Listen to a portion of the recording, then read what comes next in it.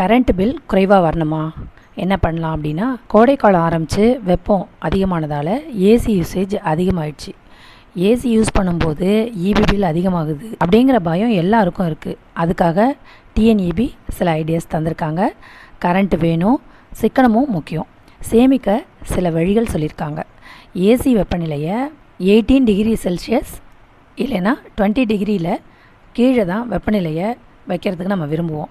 குறைந்த வெப்பநிலை காரணமாக ஏசி அதிக நேரம் இயங்குறதுனால மின்சாரத்தோட பயன்பாடு அதிகரிக்கும். அதுக்கு பதிலாக ஏசியோட வெப்பநிலையை 24 டிகிரியிலேருந்து 26 டிகிரி வரைக்கும் வச்சிட்டோம்னா அறை போதுமான குளிர்ச்சியோட இருக்கும், மின்சார பயன்பாடும் குறையும்.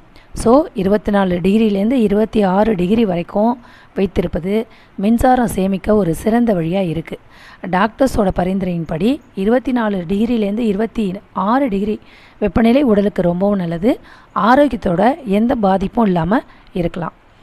ஏசியோட யூசேஜ் 1 டிகிரி அதிகரிக்கும் போது மின்சார பயன்பாடு 6% வரை குறையுது. ஏசியை 18 டிகிரியில் வைக்கிறதுக்கு பதில் 24 டிகிரியில் வச்சோன்னா மின்சாரத்தை சேமிக்கலாம்.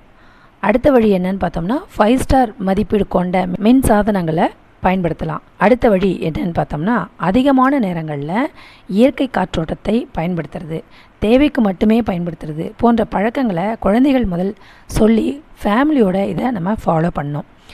இதெல்லாம் சின்ன சேஞ்சஸ் தான் அப்படின்னா கூட தனிநபரோட மின் கட்டணத்தில் வித்தியாசம் ஏற்படும்போது அரசுக்கும் மின்சார சேமிப்பு அதிகமாகும், நமக்கும் மின்சார கட்டணம் குறையும். ஃபாலோ பண்ணலாமா?